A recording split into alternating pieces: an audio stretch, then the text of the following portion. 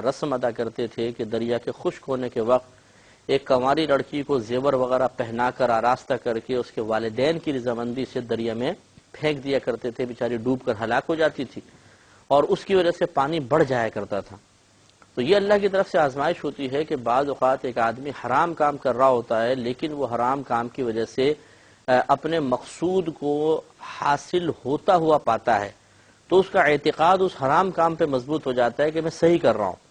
جیسے رشوت لینے والا، سود لینے والا، حرام طریقے سے مال کمانے والا بظاہر اپنے مال کو بڑھتا ہوا دیکھتا ہے۔ اب اگر کوئی اس کو سمجھائے کہ دیکھو یہ حرام طریقے ان کو چھوڑ دو، تو بولتا ہے جاؤ تم اپنا کام کرو، آج تک میں نے تو کبھی تنگ دستی دیکھی نہیں، میرا تو مال اور بینک بیلنس بڑھتا چلا جا رہا ہے۔ تو معلوم یہ ہوا کہ حرام طریقے سے کچھ چیز کا حاصل ہو جانا، مقصود کا حاصل ہو جانا، مال متاع اور دیگر چیزوں میں منافع میں اضافے کا ہو جانا کوئی اللہ تعالیٰ کی رحمت کی دلیل نہیں ہوتا، اللہ تبارک و تعالیٰ کے راضی ہو جانے کی علامت نہیں ہے۔ لہذا حضرت عمرو بن العاص رضی اللہ تعالیٰ عنہ نے اس ظالمانہ رسم کو روکا تو دریا خشک ہو گیا اور لوگ بہت مایوس ہوئے اور کھیتی باڑیاں تباہ ہو گئیں، فصلیں تباہ ہو گئیں اور لوگوں نے وہاں سے ہجرت کا قصد کیا کہ آپ تو اب حاکم ہو گئے اور آپ لوگوں نے یہ عجیب و غریب معاملہ کیا، ہماری اس رسم کو کیوں نہیں پورا ہونے دے رہے۔ تو پھر حضرت عمر فاروق کا خط، جیسے کہ پوری تفصیل ہم نے بیان کر دی ہے، میں بالاختصار ایک دفعہ پھر عرض کر رہا ہوں، تو وہ خط اس پر ڈالا گیا دریا نیل میں، تو وہ جاری ہو گیا اور پھر ان کی جاہلانہ رسم ختم ہو گئی۔ تو ہم یہ سمجھا رہے تھے کہ بعض اوقات ہمارے مسلمان بھائیوں بہنوں کے درمیان بھی بہت سی چیزیں رائج ہوتی ہیں اور وہ اس پر سختی کے ساتھ کاربند ہوتے ہیں، اس کے مقابلے میں قرآن و حدیث کی کوئی بھی تعلیم ہوگی وہ سمجھ میں نہیں آئے گی، وہی چیز سمجھ میں آئے گی۔ جیسے ہم نے مثال دی تھی کہ رات میں جھاڑو دی جو تنگ دستی آ جائے گی، اور اگر جوتی الٹی پڑی ہے اس سے تنگ دستیاں آ جائیں گی گھر میں، منگل کے روز کپڑا کاٹیں گے جل جائے گا، یہ ہو جائے گا وہ ہو جائے گا۔ تو یہ چیزیں دیکھیں ہمارے اکابرین نے لکھی ہیں، اس کا انکار نہیں ہے، لیکن کیوں لکھی ہیں اس پہ ذرا توجہ کی جائے۔ جب آپ نے اس واقعے میں سن لیا کہ حضرت عمرو بن العاص رضی اللہ تعالی عنہ نے ان لوگوں کو سمجھایا کہ اسلام اس قسم کی تمام جاہلانہ رسومات اور تمام وہموں کو مٹانے کے لیے آیا ہے، تو یہ بھی وہم ہے کہ نہیں ہے کہ جوتی الٹی پڑی ہے تنگ دستی آ جائے گی، رات میں جھاڑو دی تنگ دستی آ جائے گی؟ کون ہی کہتا ہے کہ شرعی تعلیم ہے؟ اگر ہے تو وہ قرآن و حدیث دکھائیں، ایسا نہیں ملے گا۔ لیکن اکابرین نے پھر بھی اس کو لکھا، اسی وجہ سے لکھا کہ یہ ان کی طرح کوئی ظالمانہ کارروائی تو ہے نہیں، اگر یہ خیال رکھا جائے کہ جوتی الٹی پڑی ہوگی تنگ دستی آ جائے گی، رات میں جھاڑو دی تنگ دستی آ جائے گی۔ لیکن یہ انہوں نے لکھا اس لیے کہ یہ چونکہ لوگوں میں بہت زیادہ مشہور ہو گیا ہے، اس میں کوئی فی نفسی ہی ظلم، کوئی ناجائز امر بھی پوشیدہ نہیں ہے۔ اگر لوگوں کو ان باتوں سے روکا جائے سختی کے ساتھ اور ویسا ہی ہو جائے جیسی افواہ مشہور ہے، تو لوگ پھر قرآن حدیث اور علماء سے بدظن ہو جائیں گے۔ جیسے وہ لوگ ہوئے کہ جی آپ نے جاہلانہ رسم کو منع کر دیا، ہماری کھیتیاں ختم ہو گئی تو ہم جا رہے ہیں۔ تو اسی طرح بہت سے لوگ علماء سے بدظن ہو جاتے ہیں کہ جی تم مولویوں کی باتیں ہیں، تم نے یہ کہا تھا کہ کچھ بھی نہیں ہوتا اور ہم نے رات میں جھاڑو دے دی اور گھر میں تنگ دستی آ گئی، میرے تو کاروبار تباہ ہو گیا، تم لوگوں نے مروا دیا اور یہ کر دیا وہ کر دیا۔ اب لاکھ آپ اسے تقدیر کا مسئلہ سمجھائیں، اللہ تبارک و تعالیٰ کی کے رازق ہونے کا احساس دلائیں، کچھ بھی سمجھ میں نہیں آئے گا۔ جو اپنے دماغ کے اندر آ گیا اور وہ جو افواہ کی وجہ سے خرافات بھری ہوئی تھی اس کے مطابق وہ عمل کرے گا۔ اس لیے بزرگان دین نے لوگوں کے ایمان اور اعتقاد کی حفاظت کی خاطر یہ ارشاد فرمایا، چونکہ فی نفسی ہی اس قسم کے نظریات میں کوئی ظلم، کوئی حرام بھی پوشیدہ نہیں ہے، تو چلو غلط فہمی ہے نا، ان کو مبتلا رہنے دو، تاکہ کم از کم یہ رات کو جھاڑو نہیں دیں گے تو تنگ دستی بظاہر ان کو نہیں لگے گی، تو کم از کم دین سے بدظن نہیں ہوں گے، اور اگر ہم منع کر دیں اور پھر تنگ دستی آ جائے تو دین سے بدظن ہو جائیں گے۔ بس یہ وجہ تھی، ایسا نہیں ہے کہ اب میں آپ سے کوشچن کرتا ہوں کہ کیا ہمارے اکابرین عوام الناس کو وہموں میں مبتلا کرنا چاہتے تھے، ضعیف الاعتقاد بنانا چاہتے تھے، اس لیے اس قسم کی باتیں لکھی؟ یقینی سی بات ہے کہ نہیں، کوئی مسلمان اس کا اعتراف نہیں کر سکتا۔ اس میں پوشیدہ اکابرین کی حکمت آپ دیکھیے، اس کے بعد پھر اس کو آپ لوگوں کے سامنے بیان کریں اور اپنے اعتقاد کی بنیاد بھی ان چیزوں پر رکھنا چاہیں تو رکھیں۔ اور قوی الاعتماد، اگر قوی الاعتقاد شخص ہوتا ہے جس کو اللہ پہ قوی اعتماد ہے، جسے ان باتوں پہ قوی اعتقاد ہے کہ رازق اللہ تعالیٰ ہے، کیا جوتی کیا کرے گی؟ اللہ تبارک و تعالیٰ عطا فرمانا چاہے تو کیا رات میں جھاڑو دینا اللہ تعالیٰ کی تقدیر کو، اللہ کے فیصلے کو بدل دے گا؟ یقینی سی بات ہے نہیں۔ تو وہ ان قسم کی باتوں کی پرواہ نہیں کرتے، ہم بھی نہیں کرتے الحمدللہ، میں کبھی ان باتوں کی پرواہ نہیں کرتا۔ اور میں تو یہ اکثر عرض کرتا ہوں کہ آپ یورپ کنٹریز میں چلے جائیے یا دبئی سائڈ پہ آپ چلے جائیں، یہاں تو رات میں ہی صفائی ہوتی ہے، تو اگر رات میں صفائی کرنے سے تنگ دستی آتی ہے تو بتائیے کہ ان کے ہاں اتنی خوشحالی کیوں ہے؟ تو اس قسم کے نظریات کو ختم کرنا بہت ضروری ہے۔ اگر کبھی اکابرین کی طرف منسوب کر کے ان کو بیان بھی کیا جائے تو اسی طرح پوری وضاحت کے ساتھ بیان کیا جائے، ورنہ بہرحال معذرت کے ساتھ میں اس کو دین کی خدمت نہیں کہتا ہوں کہ جن اقوال سے، جن چیزوں سے ضعیف الاعتقادی بڑھ رہی ہو انہیں بغیر وضاحت کے ذکر کرنا یہ بہت ہی خطرناک ہے، اور لوگوں کے ایمان کو شکوک و شبہات میں مبتلا کرنا ہے، ان کے یقین کو متزلزل کرنا ہے، اور یہ قطعاً غیر مناسب ہوگا۔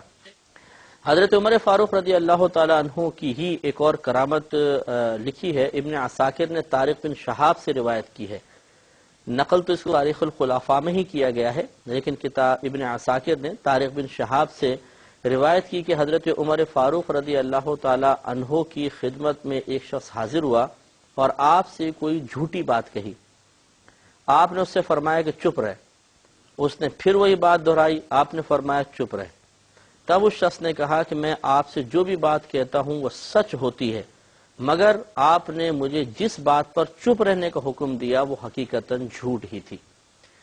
اور حضرت امام حسن بصری رضی اللہ تعالیٰ عنہ فرماتے تھے کہ حضرت عمر فاروق رضی اللہ تعالیٰ عنہ جھوٹ کو پہچان لیا کرتے تھے، اور یہ بات آپ کے لیے مخصوص تھی، یعنی آپ کی کرامات میں سے یہ بات تھی کہ جب بھی کوئی آپ کے سامنے غلط بیانی سے کام لیتا فوراً اس کی غلط بات کو آپ غلط کہہ دیا کرتے تھے، جھوٹ بولتا تو اس کو جھوٹ ظاہر فرما دیا کرتے تھے، یعنی پہچان لیتے تھے۔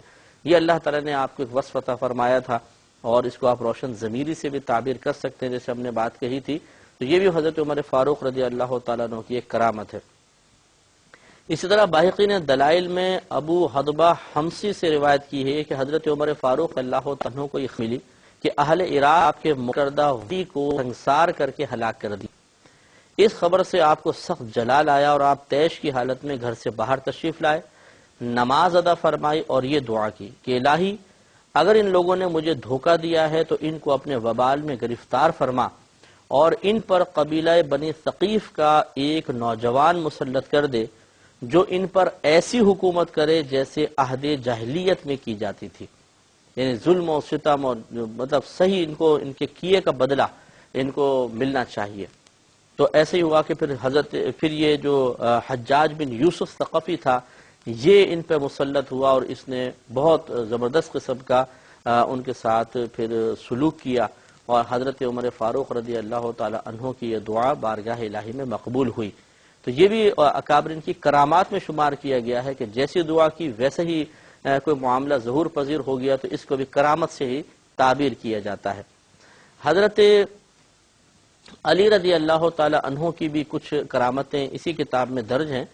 ایک تو آپ کے بارے میں بڑی مشہور کرامت لکھی ہے، ابو نعیم نے جعفر بن محمد سے روایت کی کہ حضرت علی رضی اللہ تعالی عنہ کے پاس ایک مقدمہ فیصلے کے لیے آیا، آپ اس کی سماعت کے لیے ایک دیوار کے نیچے تشریف فرما ہو گئے۔ ایک شخص نے عرض کی کہ حضور یہاں نہ بیٹھیں، یہ دیوار گرنے والی ہے، تو ایسا نہ ہو کہ آپ کے اوپر گر جائے۔ آپ نے فرمایا کہ تم اپنا کام کرو، میری حفاظت کرنے والا میرا خدا ہے۔ چنانچہ آپ نے مقدمہ سنا، اپنا فیصلہ سنایا اور پھر وہاں سے تشریف لے گئے۔ جیسی آپ تشریف لے کر گئے وہ دیوار گر گئی۔ تو آپ یہ دیکھیے کہ اللہ تعالیٰ پر کتنا کامل توکل، بھروسہ، اور پھر حضرت علی رضی اللہ تعالی عنہ کی ایک کرامت کہ وہ گرنے والی دیوار اپنی جگہ ٹھہری رہی، جب آپ تشریف لے گئے پھر وہ گری۔ تو یہ خلاف عادت چیز ہے کہ عموماً کسی کی موجودگی کی وجہ سے کوئی دیوار کے ٹھہرنے کا کوئی تصور نہیں، جس نے گرنا ہے گرنا ہے، لیکن آپ کی کرامت تھی کہ وہ دیوار ٹھہری رہی اور پھر جب آپ تشریف لے گئے تو وہ گری۔ یہ حضرت علی رضی اللہ تعالیٰ عنہ کی بہت بڑی کرامت ہے۔ اسی طرح طبرانی اور ابو نعیم نے زان کے حوالے سے لکھا ہے کہ حضرت علی رضی اللہ تعالیٰ عنہ نے کوئی بات بیان فرمائی، ایک شخص نے آپ کی اس بات کو جھٹلا دیا، یعنی میں نہیں مانتا، یہ غلط بات۔ آپ نے فرمایا کہ اگر تو جھوٹا ہے تو میں تیرے لیے بد دعا کروں؟ اس نے کہا ضرور بد دعا کر دیجئے۔ معاذ اللہ ثم معاذ اللہ، بے ادبی سے اس نے کہا۔ چنانچہ حضرت علی رضی اللہ تعالی عنہ نے اسی وقت اس کے لیے کچھ دعائیہ کلمات کہے، ابھی وہ شخص اپنی جگہ سے ہلا بھی نہ تھا کہ نابینا ہو گیا، اندھا ہو گیا۔ تو یہ معلوم ہوا کہ اکابرین کی زبان میں بڑی تاثیر ہوتی ہے، اور یہ ایک کرامت کا ہی حصہ شمار کیا گیا ہے کہ اللہ تبارک و تعالی انہیں ایسا مستجاب الدعوات بنا دیتا ہے کہ جس کے لیے وہ دعا کرتے ہیں وہ دعا مقبول ہو جاتی ہے، اور اللہ تعالی کی بارگاہ سے انعام بھی مل جایا کرتا۔ جامع کرامات اولیاء میں علامہ یوسف نبہانی رحمۃ اللہ علیہ، بڑا نام ہے، بہت بڑے اللہ کے ولی گزرے ہیں، تو حضرت یوسف نبہانی رحمۃ اللہ علیہ نے اپنی مشہور و معروف کتاب جامع کرامات اولیاء میں حضرت علی رضی اللہ تعالیٰ عنہ کی ایک کرامت نقل کی ہے۔ چنانچہ لکھتے ہیں کہ علامہ تاج الدین سبخی رحمۃ اللہ علیہ نے طبقات میں لکھا ہے کہ جناب حضرت حیدر کرار اور ان کے دونوں شہزادے سیدنا حسن حسین رضی اللہ تعالی عنہما نے آدھی رات کو کسی کہنے والے کو یہ شعر پڑھتے ہوئے سنا: اے ذات اقدس جو تاریکیوں میں مستر و بیتاب کی دعا سنتی ہے، اے ذات اقدس جو بیماروں کی تکلیف اور ضرر کو دور فرماتی ہے، تیری خدمت میں حاضری دینے والے کعبہ کے ارد گرد سو گئے ہیں، لیکن اے زندہ و کائنات کے سہارے تو کبھی نہیں سویا کرتا، کیا تو محض اپنے سخاوت سے میری لغزشوں پر اپنی معافی کا وسیع دامن پھیلا دے گا؟ حرم میں تیری ہی ذات کی امیدیں لے کر تو مخلوق اکٹھی ہے، اگر خطا کار ہی تیری معافی کے امیدوار نہ ہوں تو پھر گناہ گاروں پر تیرے سوا اور کون نعمتوں کی بارش برسائے گا؟ اس طرح اشعار میں وہ اللہ تعالیٰ کی مناجات کر رہا تھا، بڑا دردناک لہجہ تھا۔ جناب حیدر کرار رضی اللہ تعالی عنہ نے کسی کو حکم دیا کہ ان اشعار والے کو تلاش کرو۔ ڈھونڈا گیا، اس کو بلا لیا گیا، وہ شخص اس کے پاس پہنچا اور جا کر کہا کہ تمہیں امیر المومنین نے بلایا ہے، تم چلو۔ یہ شخص اپنا پہلو گھسیٹتا ہوا جناب امیر المومنین کے سامنے آ کھڑا ہوا، اپاہج تھا۔ آپ نے پوچھا کہ میں نے تیری التجائیں تو سنی ہیں، اب ذرا اپنا واقعہ بھی بتا دو۔ وہ عرض کرنے لگا کہ حضرت میں لہو و لعب اور گناہ میں مبتلا ایک شخص تھا۔ میرے والد مجھے نصیحت فرماتے اور کہا کرتے تھے کہ بیٹا، اللہ کی کچھ سختیاں بھی ہیں، کچھ گرفتیں ہیں جو ظالموں سے دور نہیں ہیں، لہٰذا ایسا مت کیا کر۔ لیکن میں ٹال مٹول سے کام لیتا رہا۔ جب انہوں نے بار بار نصیحتیں کیں تو ایک دن میں غصے میں آپے سے باہر ہو گیا اور معاذ اللہ میں نے ان کو مارا۔ انہوں نے قسم کھا لی کہ مجھے بددعا دیں گے اور استغاثہ لے کر دربار خداوندی میں مکہ مکرمہ جائیں گے۔ استغاثہ یعنی فریاد لے کر کہ اب میں تیرے لیے بددعا کروں گا، والد صاحب نے کہا، اور میں مکہ المکرمہ جاؤں گا، اللہ تعالیٰ کی بارگاہ میں فریاد کروں گا۔ چنانچہ انہوں نے ایسا ہی کیا اور مجھے بددعا دے دی۔ ابھی دعا پوری بھی نہ ہوئی تھی کہ میرا دایاں پہلو سوکھ گیا، یعنی سیدھی جانب پوری سوکھ گئی، فالج پڑ گیا۔ میں اپنے کیے پر سخت نادم تھا، میں نے بڑی مدارات سے انہیں راضی کرنا چاہا۔ انہوں نے وعدہ فرما لیا کہ وہ وہاں ہی میرے حق میں دعا کریں گے جہاں مجھے بددعا دی تھی، یعنی پھر میں نے راضی کر لیا۔ انہوں نے کہا چلو ٹھیک ہے، میں واپس جاتا ہوں مکہ المکرمہ، وہاں جا کے تمہارے لیے دعا کرتا ہوں۔ یہ کہتا ہے کہ میں نے انہیں اونٹنی پیش کی اور انہوں نے اس پہ سوار کرایا۔ اچانک اونٹنی بھاگ کھڑی ہوئی اور انہیں دو چٹانوں کے درمیان پھینک دیا اور وہ وہاں پر وفات پا گئے۔ چنانچہ میرے والد راضی تو گویا کہ ہو گئے تھے، لیکن وہ دعا کا موقع نہ مل سکا اور میں یہ اپاہج کا اپاہج رہا۔ حضرت علی رضی اللہ تعالی عنہ نے فرمایا کہ اگر تیرا باپ تجھ سے راضی تھا تو اللہ کریم بھی تجھ سے راضی ہے۔ اس نے کہا بخدا باپ تو راضی تھا۔ جناب حیدر کرار رضی اللہ تعالی عنہ اٹھے، کئی رکعتیں پڑھیں اور کئی مخفی دعائیں فرمائیں جو اللہ تعالیٰ ہی بہتر جانتا ہے۔ پھر فرمایا کہ مبارک ہو، کھڑا ہو جا۔ وہ شخص کھڑا ہوا، اٹھا اور چلنے لگا اور بالکل پہلے کی طرح صحت یاب ہو گیا۔ پھر حضرت علی رضی اللہ تعالیٰ عنہ نے فرمایا کہ اگر تو باپ کے راضی ہو جانے کی قسم نہ کھاتا تو میں تیرے لیے دعا نہ مانگتا۔ تو معلوم یہ ہوا کہ حضرت علی رضی اللہ تعالیٰ عنہ کی بھی بڑی کرامت تھی کہ آپ نے اپنی دعا کی برکت سے ایک ایسے شخص کو کہ جو فالج زدہ تھا 2 لمحوں میں ٹھیک کر دیا۔ تو یہ اگرچہ یہ اللہ تبارک و تعالیٰ کی طرف سے ہی ہے، یقیناً شفا دینے والی ذات اللہ تعالیٰ کی ہے۔ اللہ کی بارگاہ میں دعا کی، جواب میں شفا اللہ نے ہی عطا فرمائی، لیکن جیسے کہ ہم نے آپ کو بتایا تھا کہ جو وسیلہ بنتا ہے، سبب بنتا ہے، ذریعہ بنتا ہے، تو جس طریقے سے فاعل حقیقی یعنی اللہ تبارک و تعالیٰ کی طرف کمال کی نسبت کرنا جائز ہے، ویسے ہی سبب، ذریعہ اور وسیلے کی طرف بھی کمال کی نسبت کی جا سکتی ہے. جسے ہم کہتے ہیں کہ جی نبی کریم صلی اللہ علیہ وسلم نے اسلام کو دور دور تک پھیلا دیا. اب اسلام کو پھیلانے والا اللہ تعالیٰ ہے، ہدایت دینے والا اللہ تعالیٰ ہے، لیکن ہم نسبت کر رہے ہیں نبی کریم صلی اللہ علیہ وسلم کی جانب. تو یہ غلط تو نہیں ہے، اس لیے کہ ہمارے نبی کریم صلی اللہ علیہ وسلم اس کا وسیلہ اور ذریعہ بنے ہیں. اسی طرح ہر ولی کی کرامت ہم نے پہلے بھی آپ کو بتایا تھا کہ ایک کرامت ایسی ہوتی ہے کہ ولی اپنے قصد و ارادے سے کسی خلاف عقل فعل کو صادر کرتا ہے، اسے بھی کرامت کہتے ہیں. اور بعض اوقات وہ فعل کا صدور تو براہ راست اللہ تبارک و تعالی کی طرف سے ہوتا ہے، لیکن اللہ کے ولی اس کا وسیلہ اور ذریعہ بن جاتے ہیں.